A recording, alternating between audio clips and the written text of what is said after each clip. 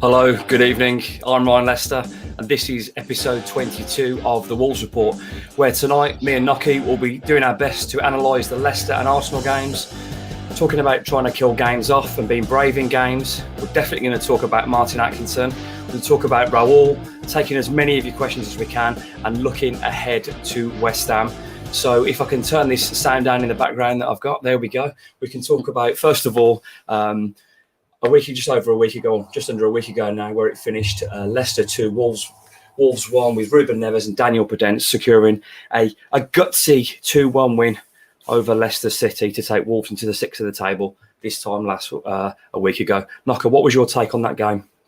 I thought it started well. I thought we looked really good. We got the opening goal. Leicester obviously had a few injury problems, so when we went a goal up, I thought we're probably going to run away with this. I could see us in 2 or 3, but credit to them that they came back into it. We maybe let them back into it. I think we went a little bit deeper than we should do.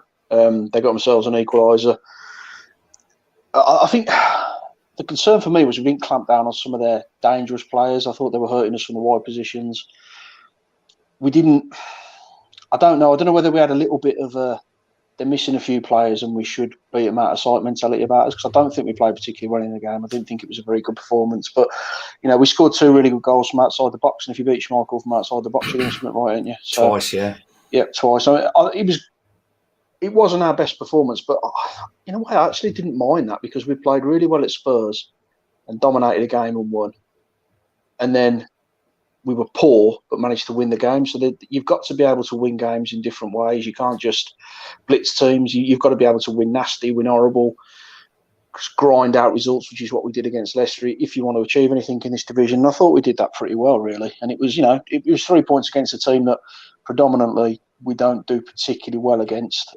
We tend to batter them but end up losing the game. So the fact that it was a little bit of role reversal, I'm really pleased with that. And the fact it was a bit of a contentious winner makes it all the more sweeter as far as I'm concerned.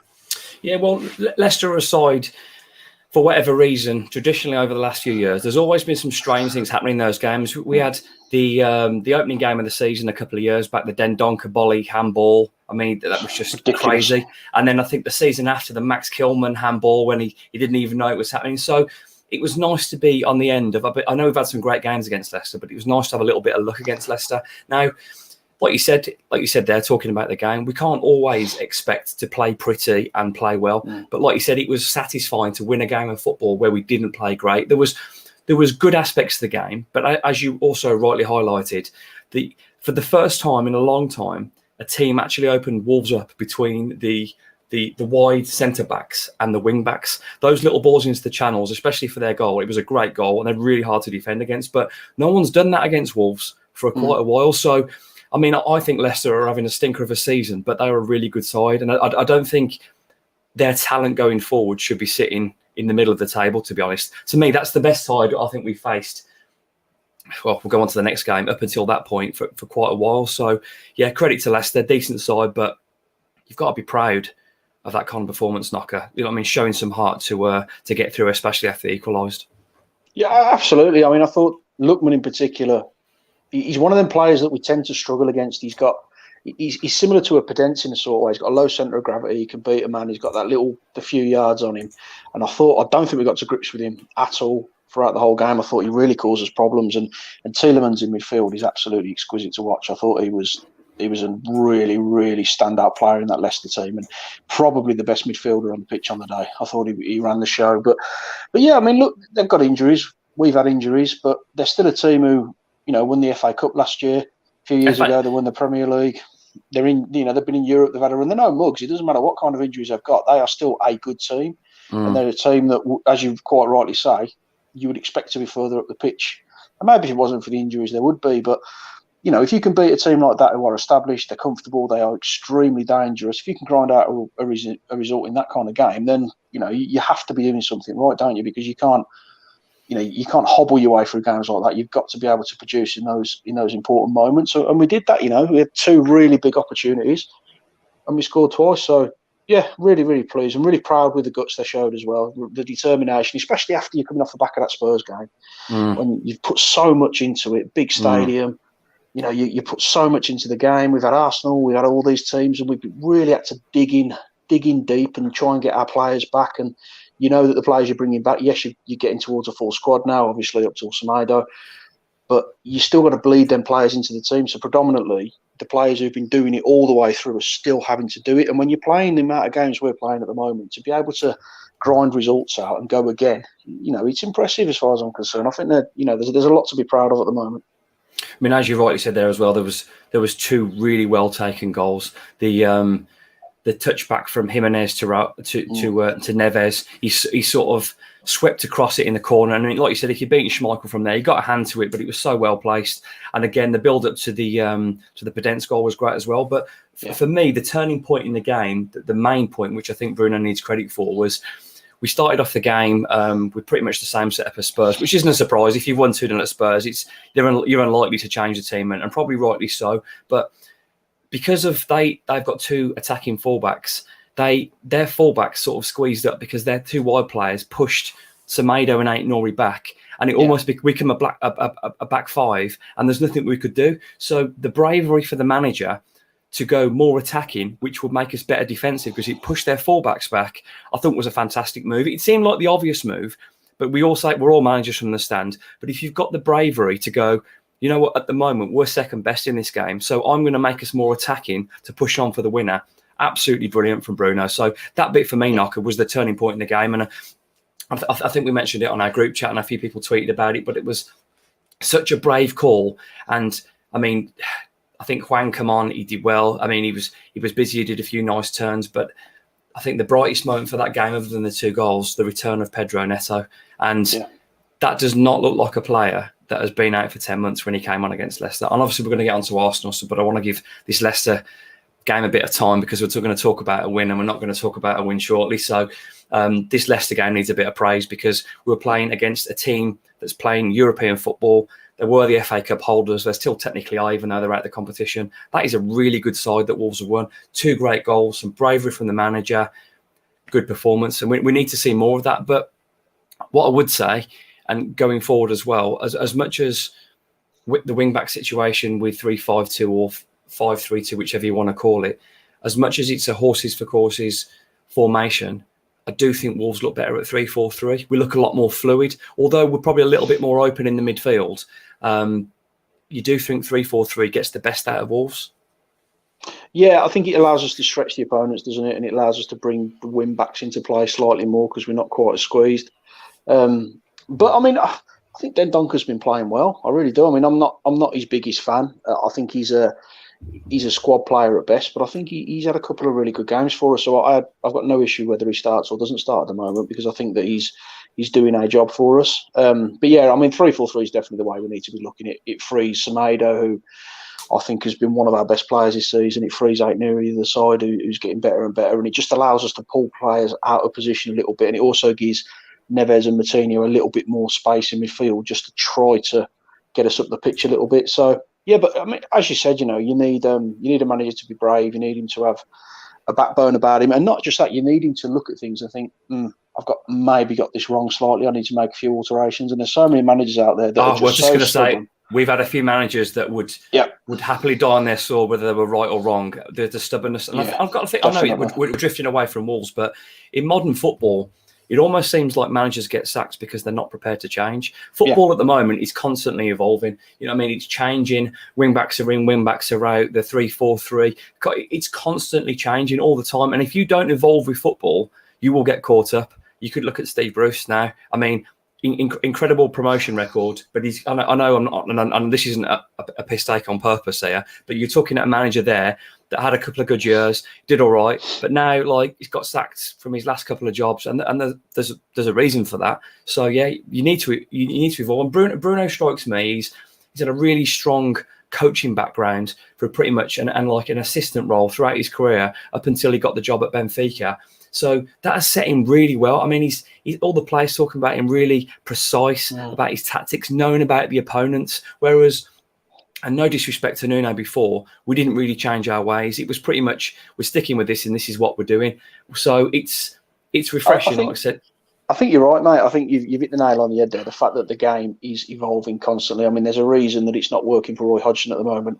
There's a reason it's not working for Steve Bruce because the game changes all the time. I mean, you're in a situation now where no one marks the post from corners, and that was the whole of my youth. When we played Sundays, mate, covered the corners. Absolutely, that was everyone tradition, covered the corners because that was just the way you did it. And there's a part of me now that still thinks maybe you should be doing that, but lying down behind the wall and stopping the. Oh, mate, I don't understand that. I don't understand that. One day, someone's going to jump up on the wall, and they're going to cop white in the prize area. Honestly, it's going to happen. And if your player's lying on the floor and he's covering up the crown jewels and it hits him on the hands, is a player lying down in a natural position? Because I don't think he is, mate. Well, I mean, the Villa did it against us, didn't they? John McGinn did it. And for me, it just takes a player away from a defensive position, I think. You're either bringing someone back who could be staying further up the pitch, or you're taking someone out of a defensive position just to lie someone behind the wall in case the player happens to fizz it underneath. You've got to be technically very, very good to get the ball underneath the wall like that. So, yeah, but, to get back to the point, the game changes all the time. There's something different. This time next year, we'll probably be marking posts and corners again. But I think if you're not willing to evolve with it, you'll absolutely get left behind. And there used to be a big group of managers who all just did a rotation. Your Alan Pardew's, you play people like that. They're out the game now because of how fluid it is. And I think Bruno Lage is evolving. And like you say, he's an absolute tactician. You imagine he looks at every element of every game. He really drills down thorough until he knows exactly the best way to get the result out of this game. And you look at the approaches that we've had at Manchester United where he smelt a bit of blood straight at him. It's nice. It's refreshing to see that, isn't it? Yeah. It is refreshing to see, because he did the same at Spurs. He smelt a bit of blood, bang, we'll hit him early. But then when you go to players like Manchester City and Arsenal, you're just a little bit more restrained because you're slightly more concerned about what they're going to do. But, I think he's doing a great job. Yeah, it's hard to knock him at all. And I was delighted with the Leicester game. And I think now we've given that game enough love. We'll go on to last night. First of all, if you'd have offered me 6 points from Spurs, Leicester and Arsenal, 6 points from those three games, I'm absolutely taking it. I don't think anyone would have expected. I mean, I know we all laugh and joke with our predictions and stuff, but hand on heart, who genuinely believed would win all three of those games? I mean, we're talking about established top sides that are in the Premier League. So to come away, so I'm easing myself into Arsenal. Maybe I'm talking myself down because I was there last night and, conceding any goal in any game, whether you're playing FIFA with your mates, whether you're watching on the telly. But if you're there in that stadium, seeing that, and it's a tough one to swallow. So, I mean, obviously it ended Arsenal 2, Wolves 1 after Wolves taking the lead. But the most frustrating thing last night, Knocker, was for me is that every time Wolves did go forward, they looked like they were going to cause problems. I don't think they went forward enough. It was great there's some great reading from Hwang, and to go around the keeper, great touch, and to feed it in the net from there. I mean, we've criticised Hwang. I don't think we've seen enough from him yet, but I mean, he's got 5 goals now, so I think he's top scorer on that. That's a great finish from there, by the way. I mean, I don't think he did a lot else, but if he's doing not a lot else and scoring like that, he can't really complain. He's took his goal well, but as soon as we scored, I think that's where it went wrong for Wolves. And as much as we had opportunities, Raúl went one-on-one. He had a header. Podence had one from an angle. The Neto deflection that somehow was a goal kick and not a corner. The conversation that we're having now is I'm disappointed that we didn't get something from Arsenal away in the Premier League. Now, I'm not being small time and saying, because I'm well aware of where we've come from. But in terms of the conversation we're having, to be disappointed is like more frustrated than disappointed, to be honest. So I don't know, mate. I'm ranting on. What was your take on last night's game? Yeah, I mean, you know me. I'm quite reactive. If we win a game, that's why I didn't text you last night. I think we can take on the world. If we lose a game, I think it's over. I'm really not down about last night at all. I'm really not. I think when you look at the bigger picture, I came into February really worried. I thought we could come out of February and might be lucky to still be in the top 10. But I think when you put it into context of what we've achieved in this month, it's been absolutely outstanding. And look, we went to Arsenal. The game plan, I know people have criticised the game plan. I've seen a lot of people criticising Nuno for his selection and things like that. The game plan was perfect. It was absolutely perfect. Bruno, sorry. Old habits, son. But we got ourselves that early goal. And, we won up. We hit them quite early. We went at them. We put them under a bit of pressure. We got the goal. Brilliant from Hwang. I don't think people realise how good that was, because the way he anticipated it. The defender's got 3 or 4 yards on him, but he's not anticipating it. Bang, he's gone. straight past him, touch past the goalkeeper, and then it's a really difficult angled finish when you've really got time to look at what you're doing, which sometimes is worse than just smashing it and seeing where it goes. So we get ourselves a goal up. Jimenez absolutely should be putting us 2-0 up. He's got all the time in the world to take a touch, steady himself. How many times you see him score one-on-ones? We saw him do it against West Ham. He goes through and just puts it over the goalkeeper. So I don't know what happened there. I don't know whether he got a little bit caught out. But he should be making it 2-0. If Wolves go 2-0 ahead in that game, the game is absolutely over. There's no doubt about that. But, yes, they were the better team. They were the better team from that moment on, I think, when Raúl missed, and I thought they bossed it. But we still had chances. We still had opportunities. And I think if Ben White doesn't throw himself to the floor when Cody skipped past him, we're in a position there where Cody's potentially one-on-one with another attacker breaking. There's a man on the far post. There's a man on the far post. Thanks for the comments so far by everybody. Your comments, as I mention every week, are a massive part of the show. If you've got a question, put it in. If you've got a comment, we'll get it on the screen. I can't read them all out, but I'll do my best to because they're coming through. But as many comments as I can. Red Victor, thank you for your comment. As you were saying there, Knocker, 2-0, and that's a totally different game. I think if it's 2-0 at that point, I don't think then they're coming back from that. I think then they would have been forced to attack even more and leaving more gaps to exploit. But here we are. Hindsight's a wonderful thing. I think you're right, Red Victor. I think if Wolves go 2 up in that game, I think we're talking there now. And I think Nocky's got more hair and my hair's less grayer. But there we go. So just to mention everybody. Later in the show, not yet as well, we'll talk about the predictions and Knocker's prediction league he's doing. If he hasn't lost the results this week or anything like that. So let's keep that between us. Yeah. If you keep your comments coming in, questions, we'll try and answer as many as we can. So we're on for an hour. We'll get on as much interaction as we can, and your comments are a really big part of the show. So thanks for your comment, Red Victor. Let's carry on talking about the Arsenal game. Yeah, as you were saying, Knocker. I mean, 2-0 up. I think it's game over. I think Wolves win that game. I think we're absolutely buzzing today. But at the time, when you're processing an injury time winner and you're coming out the ground and everyone's absolutely buzzing around you and it's horrible. I mean, we me and you did it at Villa Park, mate. We came out of Villa Park, two teenagers bouncing up and down, with not a care in the world, had the best day of our lives. I get it. I understand why people buzzing. And why wouldn't you celebrate? I mean, I don't buy into that. I'm not going to criticise anyone for celebrating football. We live and breathe football for those moments to celebrate. You know what? Go for it, fill your boots. So walking out that ground, it was hard to process. It was hard to digest to that. And it was just I almost felt like it was coming.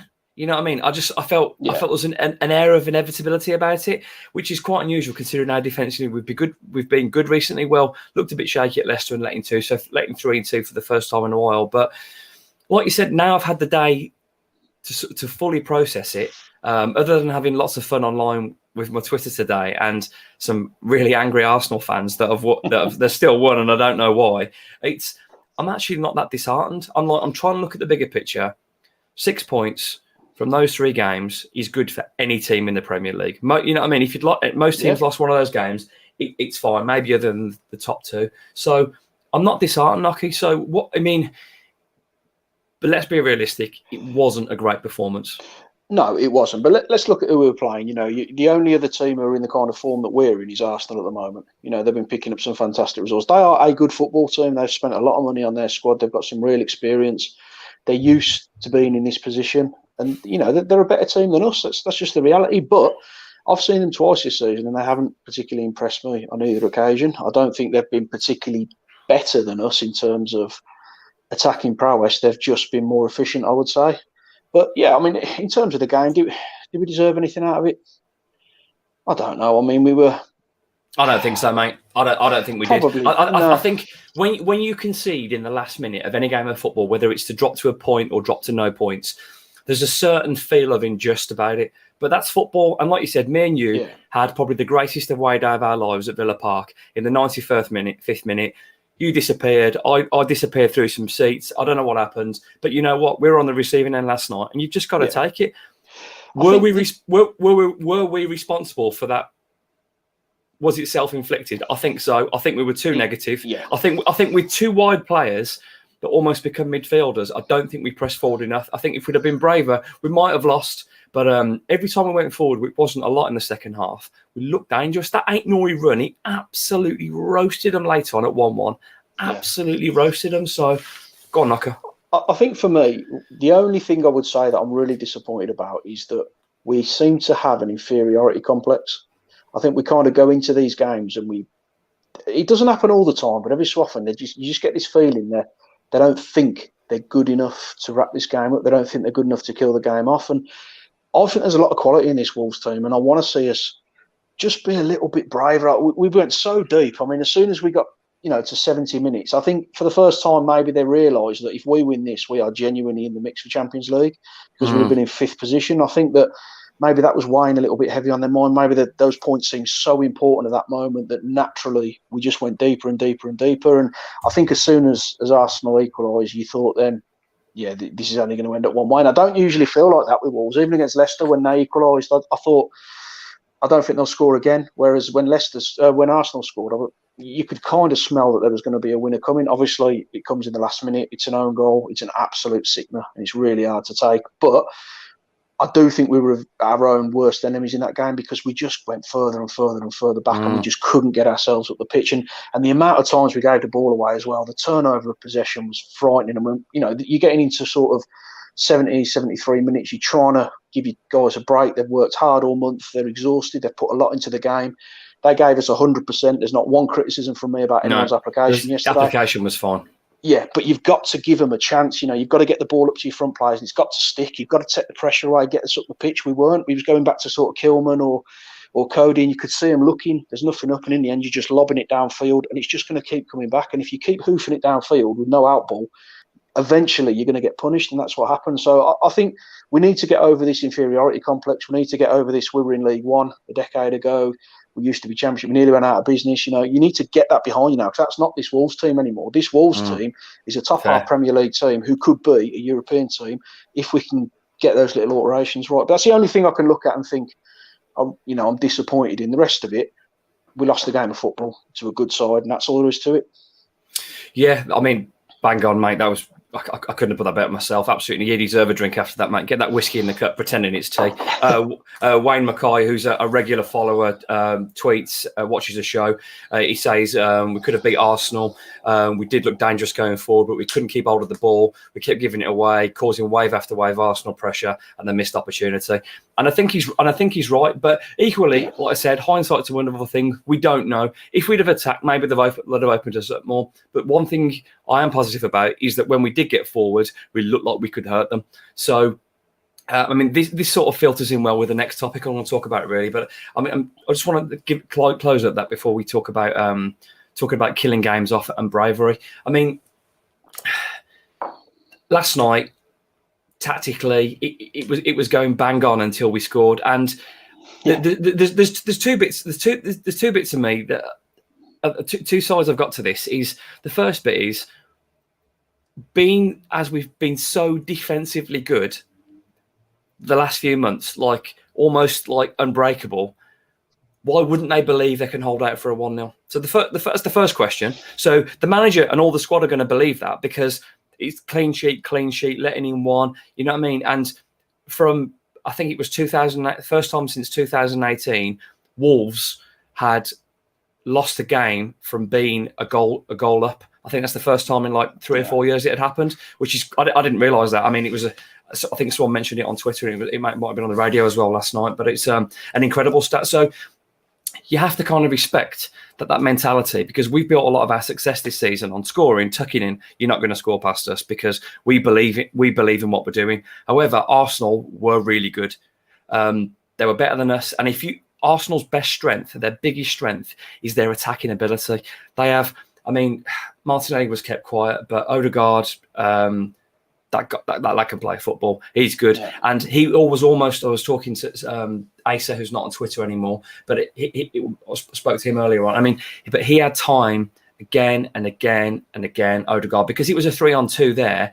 So, and he caused us all kind of problems. So, yeah, that's the one side. If you believe in your defence that's been defending well, why wouldn't you tuck in and believe you could do it? But secondly, you would look at it, Knocker, and think, when we get the ball wide here, Pedence in that first 25 minutes, he was destroying them. They did not know what to do with Pedence. He wasn't totally wide right. He was tucking in, picking the ball up, feeding it to Semedo again. So, did Bruno get it wrong, or was he just unlucky, mate? I don't think he got it wrong. I mean, we saw the first 3 games of the season and we were brilliant, but we couldn't score goals and we were conceding. It was mate, it was liquid. It was liquid, yeah. So he found a system that kept us more solid at the back, but there's no way that system is designed to just fully focus on defence and stop us from scoring goals, because no manager's going to do that. We're just not putting the ball in the back of the net. And as we said, it wasn't fully defensive because Raúl puts us 2-0 up. The game's there. You've had opportunities when Cody's gone through, as we've already spoken about. So your perfect away performance is just win the game. You can talk about how fantastic you've played, how great your rear guard is and all that. Just win the football match, and that's a perfect away day. So I don't think he got it wrong. I just think, like you say, Odegaard was one of the world's best talents when Real Madrid signed him. Lacazette, he scores goals in this division. He always scores goals in this division. Pepe seems to hurt us every time he comes on, but he's a quality player. And I think the difference is, from the bench, they were able to bring on a Pepe. Now, we were able to bring on a Pedro Neto, but it's a Pedro Neto who looks like he hasn't been away in terms of his ability, but he's lost a yard, which is going to take a few weeks to really get that little sharpness back and that little turn of pace back. So they were able to hurt us from the bench. We didn't really have that impact. And I think when you've been hit the way we have, with the constant flow after flow coming at you, and then they can freshen it up and bring on a really quick winger who's in decent form because he's had a good tournament in Africa, you can get hurt. And I just think that's all that happened. I don't think he got it wrong. I think Arsenal knew how important the points were. Yeah, I mean, don't get me wrong. I'm trying to create conversation. It wasn't a criticism. Yeah. I'm not saying he got it wrong. No, not at all. There's the one side of, when we're attacking, we look like we've got another goal in us. But we also we had the second best defence in the Premier League. So you can see both sides. He's stuck in no man's land. And Craig Melia, I hope you said your surname correct there. I thought Bruno made a mistake second half. Should have closed the midfield out. We then Duncron to stop the spaces. I think you're right. And if I had to take someone off in the second half, it probably would have been Raúl, because if Raúl's on and he wasn't holding the ball up, which he wasn't, then we need him to do that. When we're under pressure, you need your centre forward to be taking the ball wide and holding on to it, or holding on and bringing us into play. So yeah, I agree, Craig. I think the sub should have happened earlier on. I'd agree with that. We could see what was happening. This sort of eases us in nicely to the second point I wanted to talk about after the third point after the 2 games, in terms of being brave and killing games off, because up until now, scoring 1 or 2 goals, mainly 1 goal, has been enough for Wolves, because defensively, it's been the best defensive performance in the season I've seen so far since I've been watching Wolverhampton Wanderers. Yeah. Kilman, Cody, Sace, the wing-backs have been outstanding. I mean, you don't get the second best defence with 14 games to go without having a brilliant season. So, however, there's games like last night when you can potentially try and kill the game off. And I don't think Wolves are going to be able to play that style forever, in terms of hoping it's a 1-0 and hold out. I don't think that'll wash forever. So what do we do, Knocker? Throwing that one on you there, to try and... Have we got to be braver then? Are we going to stick with 3-4-3 and go for the throat? Because traditionally, Bruno in Benfica, this wasn't a 1-0 guy or a 2-1 guy. This was a guy, foot to the floor, win games. I mean, this is a guy that won a game 10-0 in the Portuguese league. There's no let up there. Absolutely zero mercy. You mean 10-0, mate? There's no need for that, is there? This man did not care. Didn't even smile. 10-0. So would you like, Knocker, then? Would you like to see us be braver? Bearing in mind, this could roll the dice and it could cost us. But would you like us to see, I think after that first goal, Arsenal were for the taking. I think Wolves got another goal in them. And I don't think we did enough to go and get it. I think it's twofold. I mean, we've said from very early on in the season, it's not sustainable. I don't think that what we are doing is sustainable, because you'll have games like that where it just doesn't happen for you and you look a little bit shaky. So the way I look at it now, we broke the 40-point barrier. We have absolutely nothing to lose going forward. Absolutely nothing. There is zero chance of us getting relegated. Worst case scenario, we finish in the middle of the table. Best case scenario, we can still breach the top 6. So Yeah, let's be a little bit braver. But I've got to be honest, I think we've been doing that in recent weeks. I mean, let's not forget we hit 2 goals away at Spurs. Could have been 3 or 4 in that first half. Could have been 3 or 4. We hit 2 goals away at Brentford and had 1 disallowed as well. Was it a couple against Southampton as well? So we have been scoring a few goals. We've been a little bit more ruthless going forward. And I think with Neto coming back, the ideal scenario for me is the 3 up front would be Raúl in the middle with Neto and Podence wide of him, or you move Podence into a 10 as we spoke about before. But for me, that's going to naturally create more opportunities anyway. So I think we are trying to get there. And like you say, if you win 10-0, you get a taste of winning 10 goals. Imagine someone joining the show now. We're talking about winning 10-0. I'm thinking, what are these two talking about? but let's not forget as well, he went into that Benfica team and they had some very, very special players attacking wise. Yeah, he walked into a team that Nuno had. João Felix, exactly, yeah. But he walked into a team that Nuno had and done an absolutely incredible job with. But we built everything around our defence. We tried to be solid. We weren't as solid then as we are now, by the way, but we built everything around that defence. So the 2 transfer windows that he's had, he's not been able to change anything. I think we'd agree. He's not been able to bring in the players he wanted to bring in. So how do you twist that kind of playing style when you're so used to being resolute and defensive and turn it into a team that hammer forward and keep trying to score goals? I think if we can give him another couple of transfer windows and give him a little bit of backing, naturally that'll be the progression. But, like we said, we've got a few games left now. We've breached the 40-point barrier. I want to see us kind of take the shackles off now and just have a little bit of a go and just see what we can achieve in the last few weeks. Well, we'll talk about it later, Knocker, but we're on a road trip to West Ham on Sunday, and there'll be no better way. I mean, after... Big game. Yeah, massive. After the last Arsenal game, before this one, we bounced back really well. So, you know what? There's no we haven't just become a bad team. There's no reason we can't bounce back. And West Ham are there for a reason.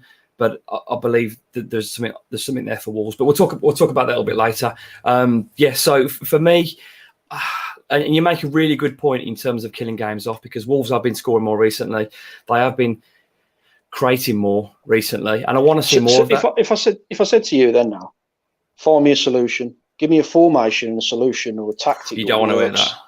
I'll give it, yeah, because I mean, we're in a similar boat now. I mean, it's working. We know it's working because we're getting points on the board, but at the same time, there has to be a little element of him thinking we've got to start looking towards next season. So, what would you do? What would be your changes that you'd make to give us a little bit more venom in front of goal? That's a really good question. I mean, I said this to Tyler last night. I think in terms of making it more attacking last night, and this might sound more defensive, in that second half, I'd have dropped Raúl another 10 yards back so he could get the ball deeper and link it. And I'd have pushed Neto and Podence higher up to catch them, because their fullbacks were going forward. There was spacing behind them all the time. I mean, that's what I'd have done. I don't think you can do, maybe not do it with both of them, but you can afford to drop Raúl in to come and collect off one of the 2 centre midfielders to try and hold it then when he's a lot closer to the ball, feed the wing backs in, and then you've got a Podence or a Neto on either side that can get in behind, particularly Neto when he's fit. I mean, we have bored the pants off people talking about 4 at the back. That's not going to happen yet. I do think it's the long-term aim, but if Wolves continue this defensive record, then you'd have to say, why would he change it? We just have to do things better at the top end of the pitch and be braver. Nori looks like he's a revelation. Semedo's injuries, it looks a concern. I don't think he'd be ready for West Ham.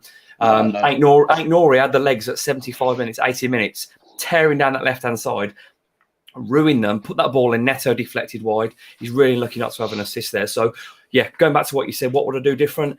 That would be it for me. I'd have one of the wide players, and because Raúl's quite often the last man on the halfway line, I think I would change that and drop Raúl in a bit deeper and have Neto or Podence either side on the halfway line. So then if the fullback goes, there's a hole in behind then. And I really want Podence or Neto against the centre-back. That will be me.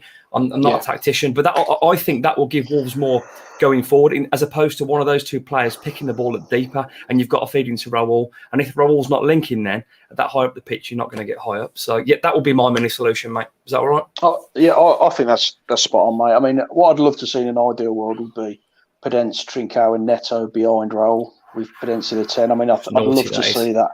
But like you say, it's not going to happen because we're not going to go to a 4 at the back this season anyway. But what I think you have to look at is he's putting those building blocks in place. You do seem to be eking that forward. He is getting the players in that he wants now, I think, a little bit, and he's having a good look at them all. So But also, you've got to look at the fact of what was the mantra at the start of the season. There's no way that the club said to him, "You've got to finish in the top 7, the top 8." Zero chance. It would have been mid-table. Will be it's an what we absolute said. success. What we said at the start of the season. Let's have a comfortable survival and try and go on a cup run. And but me, you, Tyler, Daz that's been on, Steve that's been on, Alex that's been on.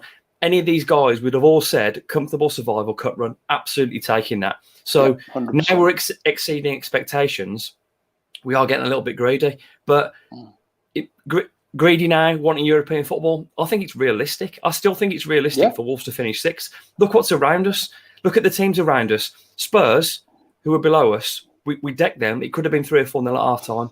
So, and then they throw in that performance at Man City and then just pull their pants down at Burnley. Incredible football team. Honestly, turned up. But beat West Ham, for me, if you'd have offered me, then we had the conversation before, 2 points out of Arsenal, West Ham, we're still on target for Champions League as far as I'm concerned. So we go and beat West Ham. For me, nothing's changed. We're still in the mix for the Champions League, for me anyway. So big that is, mate. I'm not over last night yet, and you're throwing Champions League at me. But I think people have perhaps been a little bit overreactive to the result. We lost the game. If people think we aren't going to lose to the end of the season, you're absolutely dreaming. I think it's worse, mate, because the manner we lost. But anyway, we're 37 minutes in. We're 23 left. We've got so much still to talk about. Right. Today, and last night, I put out some tweets about the referee, Martin Atkinson. There's a small percentage, and I've been absolutely slaughtered. I've been called words that begin with C, begin with D. And you know what? They might have a point. I've been called all kinds of things. But for me, and I'm not, and I had this, and I was going to tweet this regardless, but people think it looks bitter because we lost. And I'm not blaming the referee for losing the game. However, what I will say is that has to be comfortably the worst officiating performance I have ever seen against Wolves. Let's be really clear as well. It wasn't great for both sides, but some of those decisions last night, Hwang had a head injury and they carried on play. Hello? I mean, it's not just a head injury, it's an elbow to the face. Let's put it into context. He hasn't just fell on the floor and whacked his head. He's been pummeled with someone's elbow and he's not stopped it. Not just that, it just felt like any opportunity. And like I said, I was really careful in my tweet. I am not calling him and his team a cheats, but it felt like they were doing everything in their power to help Arsenal win that game. That's just the way it came again and again. And that's not an excuse because Wolves have to be good to win their own game and not rely on officials. However, you expect a balanced, fair, strong referee when you're officiating a Premier League game for two teams at that time who were looking to finish 4th, 5th or 6th in the Premier League. And we did not get it. Now, you've got to be careful what you say. I can't accuse him of anything, but I've got to be honest. From my personal point of view, it was utterly atrocious. I think some of the people in that away end were seething, and that to a point, people were like, "What? You what, mate?" And like it was incredible. I mean, I didn't really see at the time the Ben White dive. I mean, for me, he didn't even see. There's a player in the way. If you can't see, you let it run. If there's a goal, go to VAR. Yeah, he fouled Ben White, free kick, no problem at all. But VAR would have seen that Ben White dived. So he's given a free kick on a percentage chance because and there is absolutely no reason for that. So that infuriated me. And then there's the Ben White hack on the halfway line. Granted, Neves didn't get the ball out of his feet and put him through, but you've still hacked a player down. And no one's talking about this. People like... I've had Arsenal fans on my timeline, and that's fine. I'm on Twitter for fun. I want to talk about my football team. The best team did win. However, I'd like to fair rubber the green with the official just to give us a chance. It's hard enough as it is. Anyway, I've ranted enough, Knocker. I'm going to say something I regret, so the floor is yours.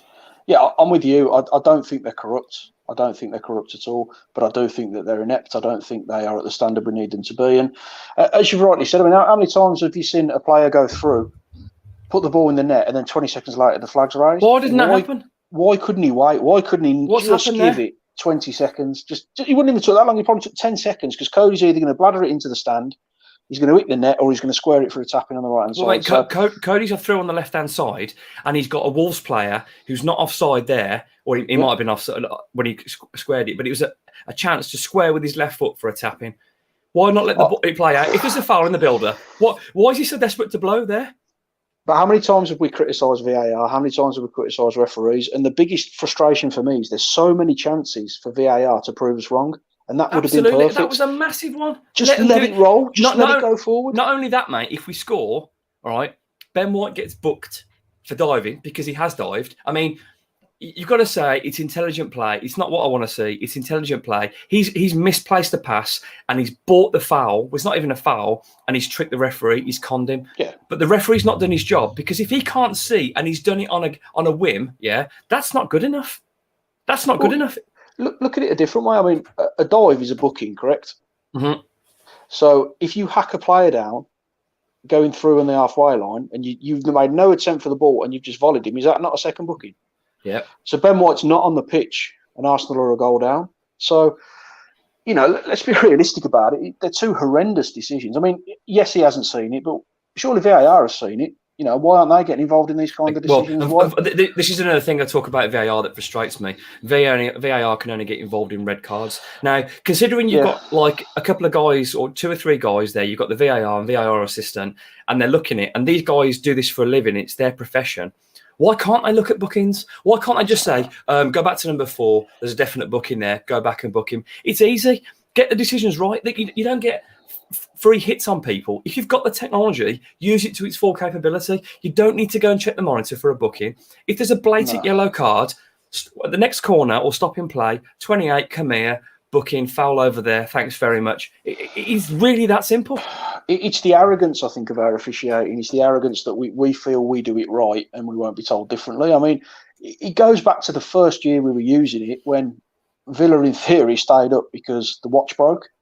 But VAR had seen against Sheffield United that the ball was in the back of the net. Wow. They could have said it's a goal, but they didn't, because those are the rules and we can't make them fluid. Yeah, because at the time then, VAR couldn't overrule goal line technology. They couldn't overrule it, but it's in the net. It's gone into the goal. Mate, so mental. But we don't use these systems correctly. It's used better. I'm not a fan of it anyway. I think you leave it to the referee, because all you're doing anyway is leaving it to the referee. You're just waiting an extra 10, 15 minutes. I mean, one thing we haven't spoke about was size scores a goal that's disallowed for offside. Yeah, that's a really good point. I've not watched that back yet, mate. I've taken till today to talk about football, and I've saved it for the podcast. But they took 3-4 minutes to find that decision, and then when they finally draw the line, according to the line, his chest's a good foot offside, so it takes too long to operate. It's too inconsistent, and if they send them over to the monitor, why do you send them over to the monitor? Because if you're going over to the monitor, you don't want to overrule him, so you tell him to go and have a look at it. He's then not going to overrule you, so he's going to reverse the decision anyway. So you might as well just tell him to change the decision in the first place. We're just making it so frustrating and so infuriating for supporters. And when you're sat in the ground, you've got absolutely no idea what's going on. And the whole thing's in it from top to bottom: refereeing, officiating, what's the point in having a lino now? The assistant does absolutely nothing. Fourth official spends a whole game getting shouted at. It's just from top to bottom. It's just not working. He does. That's the worst job, isn't it? It's horrendous, that job. That's the worst job. He had it yesterday. He had Nuno screaming at him. He had Arteta screaming at him. And it's just, I think people are getting so wound up with the continuous failure of officials at the moment. And he was awful last night. And yeah, he was bad for both teams, but he was worse for us. He was absolutely worse for us, because there was no key moments for me when against Arsenal, but there was 2 or 3 really big moments that potentially changed the game. It's not why we lost the game. I'm not making excuses, but it certainly didn't help. Right, I've great points by the way, Knocker. Thank you. I've got some questions on Twitter. We've not squeezed in many in recent weeks because gin and tonic there, Knocker. We've not had a chance. It's just been, the shows have absolutely flown by. So I want to give this 5 minutes now to answer some questions on here. Let's go through a couple of these. Be quicker now. Yeah, Stephen said the Sace goal was disallowed, gone under the radar. VAR lines didn't make any sense to me. The call seemed tight, but the lines were drawn different. That was massive. I think they may be looking at. So yeah, just backing up your point there. Thanks, Stephen, for your comment. That wasn't a question, but the referees, which is a good point going into now. Why is the Premier League standard so poor? Answers in a matchbox. I don't know, and that's from Andy Frost. Thanks for your question, Andy. I'll answer that quickly. Like Knocker often says, they feel like these referees now we've got here are celebrities with agents, and they're doing other stuff. They're mates with some of the players, it feels like, and their job is there to officiate the game in an unbiased game. The less you notice a referee in a game, the better he's doing. But at the moment, it feels like it's more attention. So anyway, I want to get in as many as I can. Borley, he said the Semedo effect. How much will be missed if he's out for a length of time? Knocker, that one's yours. A massive loss, absolutely massive loss. I think if it hadn't been for the kind of form of Kilman, for me, he's in running for player of the season. I think he's been exceptional. I think he's got better and better. So I think it would be dependent on Johnny, how quick we can get Johnny up to full speed. If we can keep Johnny fit, if he's fit to start, and we can get 90 minutes out of him, then hopefully he switches over to the right-hand side and fills in for him, and then he'll get sharper as he goes. If we have to get in a position where we're playing Hoover over there, it could dramatically change the season for us, in my opinion. So, yeah, it could be catastrophic if it goes wrong, but fingers crossed they can get Johnny up to speed pretty quick. Yeah, just quickly that before I move on to another point. If Johnny finds himself of the Johnny of old, even when he came back from the first time around from injury, there's a seriously good defender there. He's 7 out of 10 every game. He doesn't really get skinned. He's in the right place at the right time. He doesn't really make mistakes. So if he can come up to there, Borley, then yeah. But he's not going to do what Semedo does. He might defend as well as Semedo, but he's certainly not going to get forward. I think the last thing on Semedo, sorry, mate, to jump in. I think the last thing on Semedo, the risk for me is you're not going to get 90 minutes out of Johnny for probably the next 3 or 4 weeks. So you're going to have a 15, 20, 30-minute period where you're going to weaken your back line, which, as we've said before, can cost us. We have to bring Hoover on then, though. I'm going to move on to, thank you. I'm going to move on to Steve Lees now. Realistically, how many points from the next 5 games, from West Ham away, Palace at home, Watford at home, Everton away, and Leeds at home, can we expect? Great question from Steve Lees there. Thanks, Steve. I'm going to work it out in my head because I need my fingers to count, Knocky, so I'll let you do the maths on that one. I mean, for me personally, I think all those games are winnable. However, we can't disrespect one of them. So West Ham fighting for the same thing as that we are. Palace, they're probably just about safe, but they're good under Patrick Vieira. They're decent. Watford fighting for their lives. Great result at Villa last week. Everton fighting for their lives. Big personality in charge of them. And Leeds, who've just been spanked for 6. If Wolves took their foot off the gas in any of those games, they will lose that football match. So they all need their respect. I mean, if we averaged 2 points a game from those, if it was draw 1, win 1, I'd be absolutely delighted. So from the next 5, if we got 10 points, I'd be absolutely delighted with that. I'll take 10 from there, Knocker. I was working it out in my head when you were saying it, and I got 10 as well. I'd rip your hand off for 10. But I think even 8 wouldn't be catastrophic, because if we're aiming for 4th but we end up 6th, you'll absolutely take that, won't you? So I think 8 would be good. I think 10 would be really good and keep us on track.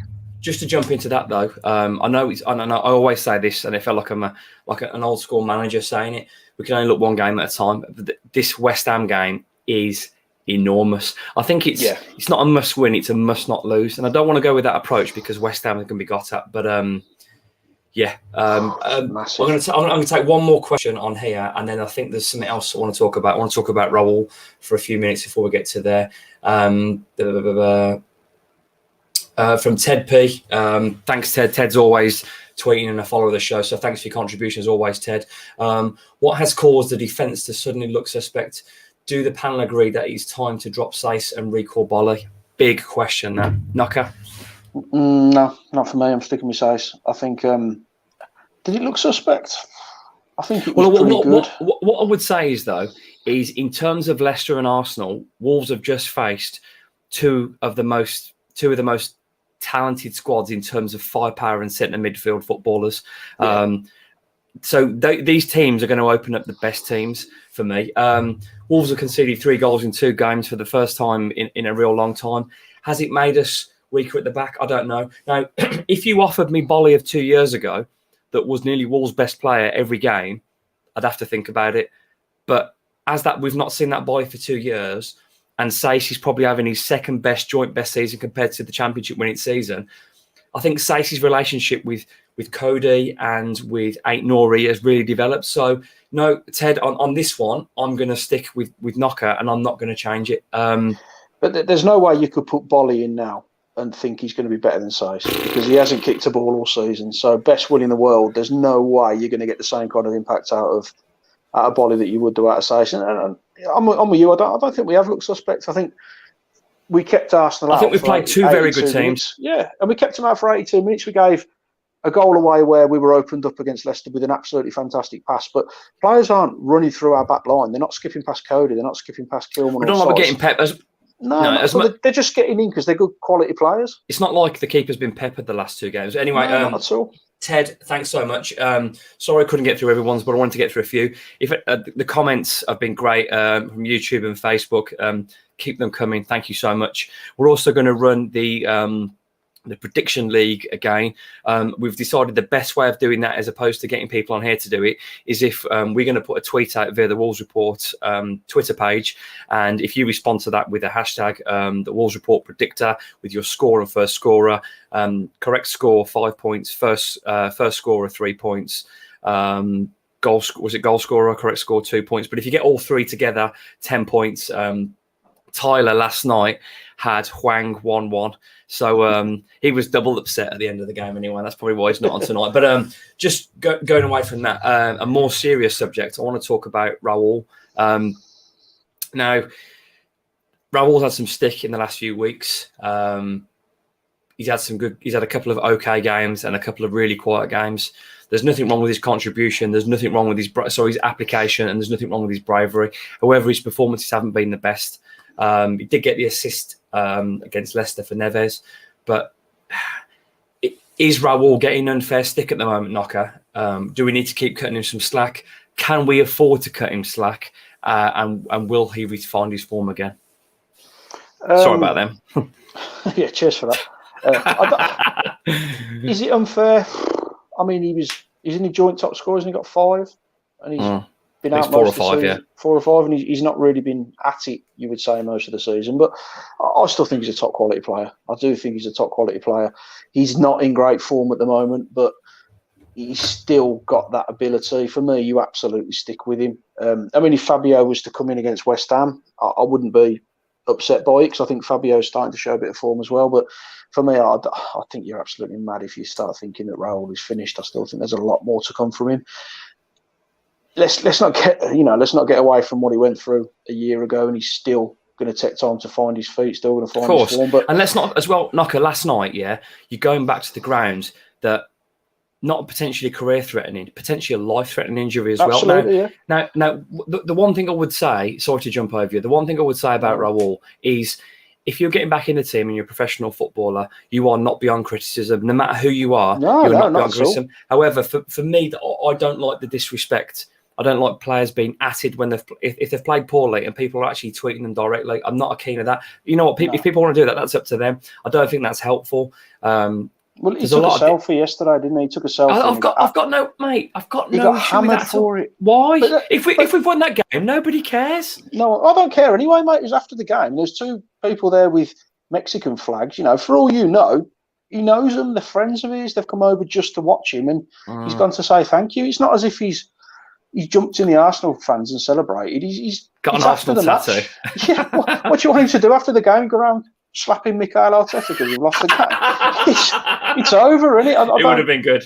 It's we get wound up about it, and make no mistake about it. In that changing room, there would have been a lot of very harsh words said, and your Connor Codys of the world would have been absolutely furious about it. But as soon as they come in today, you've got to put it behind you, and you've got to move on to the next game. Otherwise, you can dwell on it the way we do, and we end up coming on here and uploading our frustrations this way.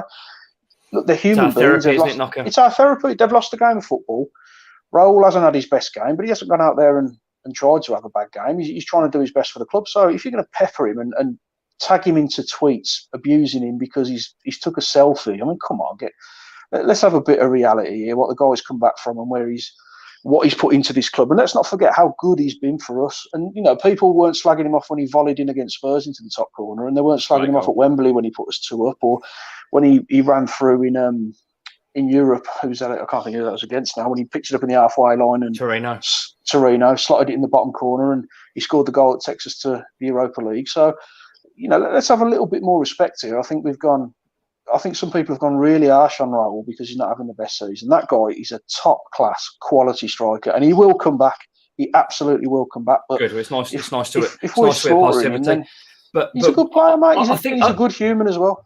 Yeah, I think the point is, we're allowed to criticise. Absolutely, yeah. Because if you're a footballer, you're putting yourself there, you're earning the big money, and you put yourself in the spotlight. Yeah, you've got to be able to take the criticism. However, if it's personal or it's directed straight at him, I don't think that's okay. Listen, I'm not telling people what to do. I'm just giving you my opinion. If people want to do that, that's on them. But it certainly isn't for me. And I'm with you, Knocker, as well. I think there is no, the guy is putting his body on the line. He's not afraid of any headers. He's running hard.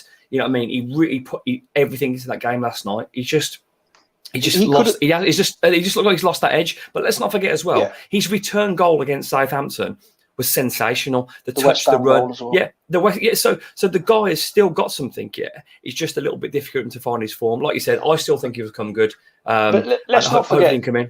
Let's not forget, Raúl is not a poor man. You know, he could have walked away. He could have walked away from the sport after that head injury. He chose to come back to Wolverhampton Wanderers, and he chose to come back and thank us for the support and do what he could to help us. And you know, you're digging him out because he's taking selfies or he's not scored 15 goals this season. I couldn't care. Let's give the guy a chance, and he will come back to his best form next season. He'll be back. He'll have had a full pre-season. He'll be fresh. There'll be new players around him, and you'll see Raúl. And there'll be a lot of people eating humble pie with some of the stuff they've fired out at him because I think it's been disgusting, some of it. Yeah, I hope so. Great points, Knocker. Like I said, people can tweet and do what they want. It's not for me to tell you what to do or Knocker, but it's just my view. I just don't think directing personal abuse at anybody or tagging people is particularly appropriate or helpful. Not that Unless I'm sure Foster. Oh, well, that's fine then. Yeah, and Ben's he's frightened of coming to Molyneux, so I'm looking forward to that in a few weeks' time. Yeah. So yeah, in terms of Raúl, I think at the moment he wasn't great, but he wasn't alone in not being great last night either. Knocker, we just say, oh, he was poor. There was a lot of players that were quite quiet, but last night. So anyway, yeah, let's hope he comes back. We've got 3.5 minutes. Let's look ahead to West Ham. Do this quickly, then get our predictions, and then get yourself to bed, Knocker, after a long day. Tell me your kids all day, mate. It's bedtime. Don't talk about Tyler like that. Tell me your tell me your changes for West Ham. It's probably going to be one forced one, and what else you're going to do? Well, obviously Semedo is going to be out, so I'm bringing Johnny in. Other than that, I'm not doing anything. I'm going with what we went with before because I think the system will work, and I think West Ham will give us more opportunities than Arsenal will. So I would probably stick. West Ham aren't going to press us like Arsenal, are they? No, exactly. So you can't bring Neto in. Neto would be a natural change, but he's not ready for me to start games yet. So I'll still go with Podence and Hwang. Hwang got the goal. I mean, he's absolutely lethal going backwards. I'd much rather he just stayed in the opposition half, but he got the goal. He's sharp. I think you stick with what we went with, to be totally honest with you. I don't see any reason to change it. Yeah, I think if this is another 2 or 3 weeks down the line, I'm desperate to start Neto again. But because we have Trincão's we've hardly had a sniff, and I think that really tells us where the manager's with Trincão and his future at Wolverhampton Wanderers now. Now Hwang's back and Neto's back. It doesn't look like there's much going on with Trincão at the moment. I mean, there's absolutely nothing wrong with that guy's talent. I just don't think he's physically the right player for the Premier League. That's not a right suit, which is a shame. For me, I'm the same as you. If you play Hoover, you're going to get more going forward, but you're not going to get as much defensively. And I think if he's going to face up against Bowen, I'd rather Johnny marking Bowen than Hoover. No disrespect to Hoover. Yeah. We've got 1.5 minutes left, Knocker. We're going to close it up on time tonight. I'm going to get in trouble otherwise. So Knocker, give me. Here we go. Give me your first scorer and your prediction. Bearing in mind we're on a road trip together the weekend. I haven't got a point in this league yet, so there's not a lot of point asking me. But I'm going to go. I'm going to go 2-1 to Wolves because I think both teams will have goals in them, and I think because of all the stick, Raúl for the opener. Lovely. I'm going to go with a comprehensive 2-0 Wolves with a Daniel Podence goal. Oh, absolutely. This has been the Wolves Report. I'm Ryan Leicester. The gentleman with me is Mark Knock. Thank you for watching and listening. You can follow us on YouTube, Twitter, and Facebook. This has been the Wolves Report of the Wolves.